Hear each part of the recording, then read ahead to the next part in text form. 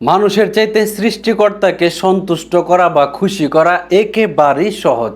কেননা আপনি একজন মানুষকে সারা জীবন দিবেন, সারাটা জীবন তার উপকার করবেন, কিন্তু কোনো একদিন যদি কোনো কারণে তার একটা উপকার করতে আপনি না পারেন, তখনই সে আপনাকে ভুল বুঝবে।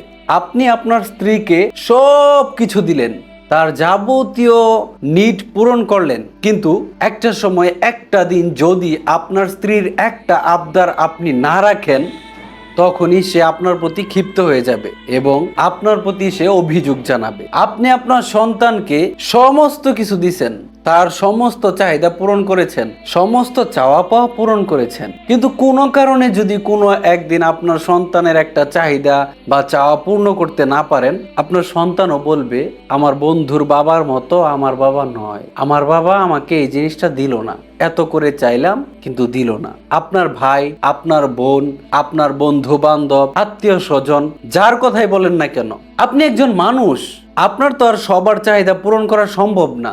আর এই সম্ভব না হওয়ার কারণেই আপনি সবার কাছে ভালো থাকতে পারবেন না, আর আপনি সারা জীবন চেষ্টা করেও মানুষের কাছে ভালো হতে পারবেন না, মানুষের মন জয় করতে পারবেন না। সেটা যে কেউ হোক, কোনো না কোনো ভুল ত্রুটি তারা আপনার ধরবেই। কিন্তু ওই যে ভিডিওর শুরুতে বলেছিলাম, মানুষের চাইতে সৃষ্টিকর্তা আমাদের রব মহান আল্লাহ সুবহানাহু ওয়া তাআলাকে খুশি করা একেবারেই সহজ। আপনি যত অন্যায় করেন না কেন, যত ভুল কাজই করেন না কেন, যত গুনাহের কাজই করেন না কেন, আপনি শুধু রবের কদমে সেজদা দিয়ে একটু কান্নাকাটি করবেন, তাওবা করবেন, দেখবেন আপনার রব আপনার প্রতি রাজি হয়ে গিয়েছে, খুশি হয়ে গিয়েছে। যেখানে সারা জীবন আপনি আল্লাহ তাআলার বিরোধিতা করলেন বা নামাজ রোজা থেকে বিরত থাকলেন, অন্যায় অবিচার করলেন, সমস্ত হারাম কাজে লিপ্ত ছিলেন, এরপর আল্লাহ তাআলা বলছে তুমি যদি শেষ বয়সে এসেও, শেষ মুহূর্তে এসেও তোমার ভুল বুঝতে পারো, তাওবা করো এবং আমার দেখানো পথে ফিরে আসো, তবে তোমার জীবনের সমস্ত গুনাহ খাতা মাফ করার পর তোমার গুনাহগুলোকে নেকি দ্বারা পরিবর্তন করে দিব।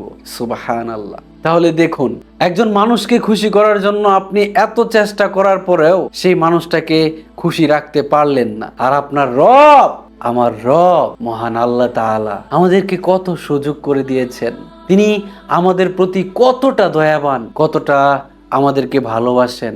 তিনি সব সময় আমাদের অপেক্ষায় থাকেন।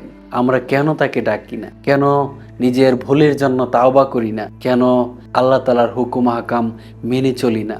অবশ্যই এগুলো আমাদের খেয়াল করা উচিত, মেনে চলা উচিত। মানুষকে খুশি করা অনেক কঠিন, কিন্তু রবকে খুশি করা খুবই সহজ।